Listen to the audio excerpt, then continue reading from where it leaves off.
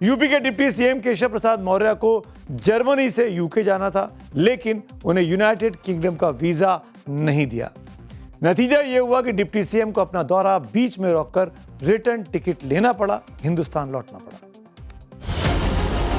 Deputy CM Keshav Prasad Maurya का विदेश दौरा क्यों रह गया अधूरा? डिप्टी सीएम को यूके का वीजा क्यों नहीं मिल पाया? डिप्टी सीएम का वीजा यूके ने रोका या सिस्टम ने? ब्यूरोक्रेसी की चूक या पर्दे के पीछे कोई और खेल? निवेश मिशन के बीच वीजा विवाद की एंट्री। अगर वीजा प्रक्रिया में हुई देरी तो जिम्मेदारी किसकी? यूपी के डिप्टी सीएम केशव प्रसाद मौर्य आज जर्मनी से दिल्ली लौटा है। अगर वीजा मिल गया होता तो उनकी तस्वीरें दिल्ली से नहीं आती, यूके से आ रही होती, लेकिन ऐसा नहीं हो पाया। वहीं यूपी के मुख्यमंत्री योगी आदित्यनाथ 18 सदस्यीय टीम के साथ सिंगापुर और जापान के दौरे पर गए थे और 2.5 लाख करोड़ के निवेश प्रस्तावों के साथ वापस लौटे हैं। ये दावा यूपी सरकार से किया जा रहा है कि 2.5 लाख करोड़ का इन्वेस्टमेंट लेकर आए हैं। दूसरी तरफ डिप्टी सीएम केशव प्रसाद मौर्य 16 सदस्यीय डेलीगेशन के साथ जर्मनी गए। वहां से उनका यूके जाने का भी प्लान था, लेकिन उनकी कहानी में अचानक अजीब सा मोड़ आ गया। जर्मनी तो वो पहुंच गए, जर्मनी में 200 करोड़ रुपए के निवेश पर सहमति बनाने का दावा भी किया गया, लेकिन जर्मनी से आगे ब्रिटेन की उड़ान वो नहीं भर पाए। उत्तर प्रदेश के डिप्टी सीएम को यूके ने वीजा नहीं दिया और उनको बड़े बेमन से यूके का दौरा टालना पड़ा। इस वजह से केशव मौर्य ने जर्मनी से ही ऑनलाइन यूके के इन्वेस्टर्स के साथ बातचीत की। यूके के निवेशकों ने भी यूपी में निवेश करने पर सहमति भी जताई, लेकिन उन्हें ब्रिटेन का वीजा क्यों नहीं मिला, यूके का वीजा क्यों नहीं दिया गया, इसे लेकर यूपी की सियासत में अब तरह तरह के सवाल उठाए जा रहे हैं। वैसे तो सवाल दूतावास के अधिकारियों पर भी उठाए जा रहे हैं, विदेश मंत्रालय पर भी उठ रहे हैं, लेकिन वजह अपनी जगह तकनीकी है या क्या कारण है, लेकिन राजनीतिक हलकों में इस पर खूब चर्चा हो रही है। समाजवादी पार्टी के प्रवक्ता हैं राजकुमार भाटी, वो कह रहे हैं कि डिप्टी सीएम के वीजा ना मिलने को पीएम मोदी के इजराइल दौरे से जोड़कर देखना चाहिए। जो भारतीय जनता पार्टी के ट्रोलर और उनके प्रवक्ता और कार्यकर्ता जो रात दिन डंका पीटते हैं कि मोदी जी का पूरी दुनिया में डंका बज रहा है, उस डंके की असलियत खुल गई है। और इसके पीछे वजह यह है कि मोदी जी, देखिए पूरी दुनिया में नया वैश्विक ध्रुवीकरण हो रहा है, देश 2 खेमों में बट रहे हैं। तो जो ट्रंप वाला खेमा है, ट्रंप इजराइल, ये खेमा उन देशों का है जो कभी हमारे मित्र नहीं रहे, भारत के मित्र नहीं रहे। हमारे मित्र रहे फिलिस्तीन, ईरान, इराक, रशिया, ये सब देश हमारे मित्र रहे हैं। तो मोदी जी जो उस खेमे में जा रहे हैं, ये उसकी भी परिणति है। किसी भी देश के सीएम या डिप्टी सीएम को उसके घोषित विदेश यात्रा का वीजा अगर नहीं मिले तो ये देश के लिए चिंता की बात होनी चाहिए, लेकिन सियासत तो खेल परसेप्शन का भी है, तभी राजनीति भी चमकाई जा रही है। डिप्टी सीएम को यूके ने वीजा नहीं दिया और समाजवादी की पार्टी के नेता उसे पीएम मोदी के इजराइल दौरे से सीधे तौर पर जोड़कर देख रहे हैं। हालांकि ट्रंप के टैरिफ टेरर पैदा करने वाली कूटनीति की वजह से इन दिनों यूरोपीय देशों की अमेरिका और इजराइल से बिल्कुल नहीं बन रही है। खैर, मौर्य साहब के दौरे के बारे में बताया जा रहा है कि भारत सरकार की तरफ से डिप्लोमेटिक वीजा के लिए एनओसी दे दी गई थी। केशव मौर्य 23 फरवरी को जर्मनी के लिए रवाना हुए थे। उनके साथ यूपी के एक और आईटी मिनिस्टर सुनील शर्मा भी थे। इसके बाद उन्हें जर्मनी से यूनाइटेड किंगडम जाना था, जहां वो 25 से 27 फरवरी तक रहते, लेकिन यूके का वीजा नहीं मिलने के चलते वो आज अचानक दिल्ली लौट आए और अभी दिल्ली से लखनऊ के रास्ते में है, ऐसा मुझे बताया गया। आखिर उन्हें यूके का वीजा क्यों नहीं मिला, इसके पीछे की जो वजह बताई जा रही है उसे भी अब आपको जान लेना चाहिए।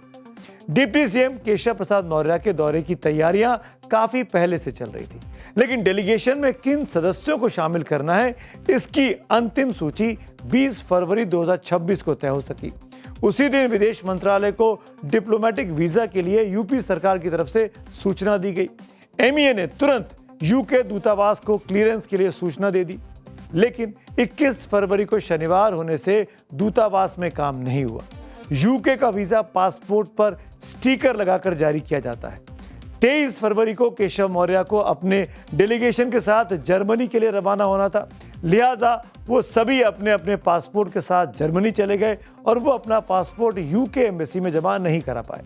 वहीं ये भी कहा जा रहा है कि उसी समय जिस वक्त ये वीजा लगना था, दिल्ली में इंडिया एआई समिट चल रही थी जिसमें दुनिया भर के लोग आए हुए थे। यूके दूतावास के अधिकारी इसमें व्यस्त थे।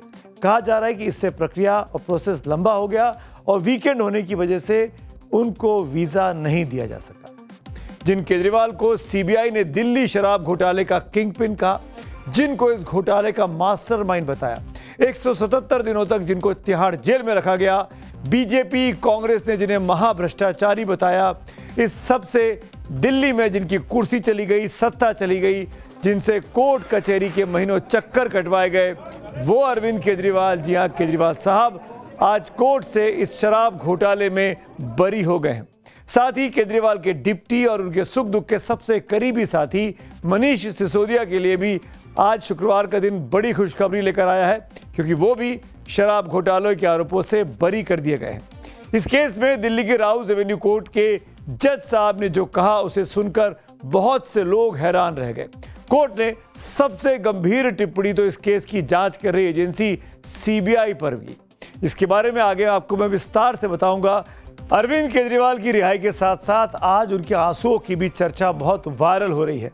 कोर्ट से अपनी रिहाई का फैसला सुनने के बाद केजरीवाल बाहर आकर दर्जनों पत्रकारों और दर्जनों कैमरे के सामने अपने आंसुओं को रोक नहीं पाए। इस दौरान बगल में खड़े सुख दुख के साथी मनीष सिसोदिया ने ही अरविंद केजरीवाल को फिर से संभाला।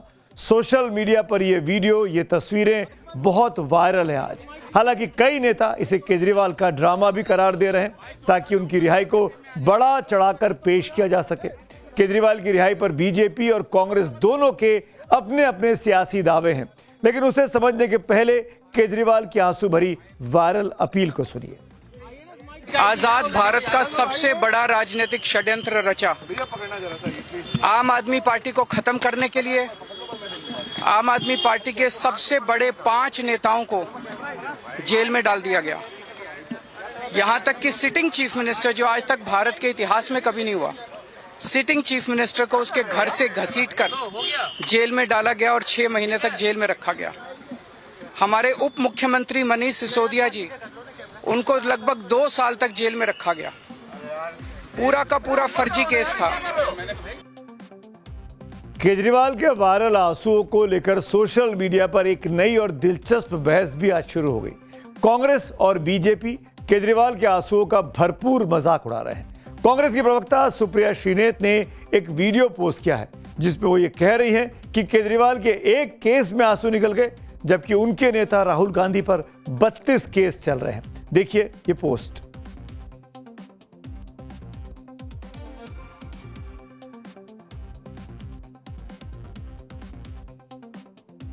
केजरीवाल पर कांग्रेस के बाद अब बीजेपी का वीडियो भी आपको दिखाते हैं। इसे दिल्ली बीजेपी ने सोशल मीडिया पर डाला है।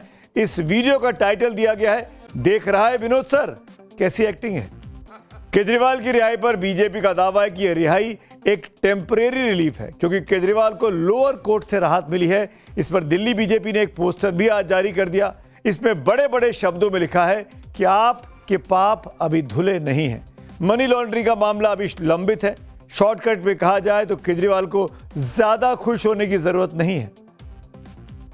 देखिए, निचली अदालत ने सबूतों के अभाव में उनको बरी किया है। यह तकनीकी विषय है, क्योंकि यह बात भी सही है कि सैकड़ों की संख्या में सिम कार्ड और फोन सबूत के रूप में नष्ट किए गए थे। अब वो किस भाव से वो सबूत नष्ट किए गए थे, उस कारण से सबूतों का क्या अभाव उत्पन्न हुआ है, इस विषय को लेकर जो भी होगा, सीबीआई एक टेक्निकल इशू है, इस पे अगला स्टेप उठाएगी। और यह भी बात विचारणीय है कि यदि सबूत बिल्कुल नहीं थे तो कोर्ट ने चार्जेस फ्रेम करने की परमिशन कैसे दी। बीजेपी को अभी भी यह उम्मीद है कि केजरीवाल की रिहाई किसी भी समय गिरफ्तारी में दोबारा बदल सकती है। लेकिन दूसरी तरफ कोर्ट के फैसले को देखकर हर कोई हैरान है, क्योंकि इस कोर्ट ने पूरे मामले में सीबीआई को ही कटघरे में खड़ा कर दिया है। बीजेपी के जो तर्क थे सुधांशु त्रिवेदी के, बिल्कुल उल्टे तर्क कोर्ट ने अपने फैसले में सुनाए हैं। स्पेशल जज जितेंद्र सिंह ने सीबीआई की जांच पर सवाल उठाते हुए कहा कि शराब घोटाले की चार्जशीट में भारी गलतियां और विरोधाभास है। कोर्ट ने कहा कि सीबीआई ने जो हजारों पन्नों की चार्जशीट पेश की है, इसमें लगाए गए आरोप किसी गवाह या बयान से साबित नहीं होते हैं। अदालत ने अपने आदेश में यह भी कहा कि इस जांच में गंभीर चूक हुई है और मामले के जांच अधिकारी के विरुद्ध विभागीय जांच की जाए। यानी जो आईओ है इस मामले का, उस पर अब डिपार्टमेंटल इंक्वायरी का ऑर्डर हो गया है।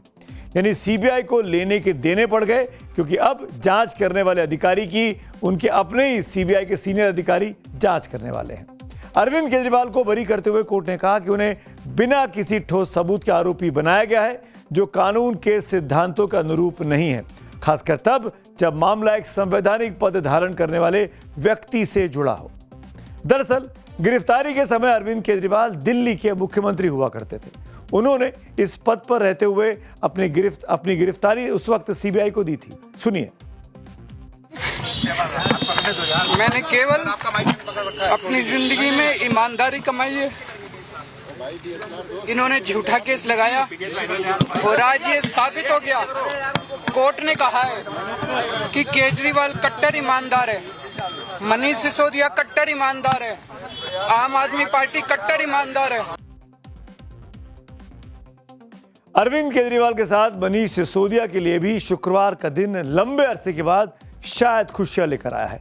मनीष उस वक्त दिल्ली के आबकारी मंत्री थे, तभी आपकी सरकार ने यह विवादित शराब नीति लागू की थी, जिस पर पिछले 2-2.5 साल से दिल्ली में राजनीति गरमाई हुई है। राउज एवेन्यू कोर्ट ने इस केस में केजरीवाल और मनीष सिसोदिया समेत सभी 23 आरोपियों को बरी कर दिया है। यह अद्भुत है, एक भी आदमी इस मामले में दोषी नहीं पाया गया है। यह जांच सीबीआई ने की थी, ये इसीलिए आईओ के खिलाफ इतना कड़ी टिप्पणी सीबीआई कोर्ट को करनी पड़ी।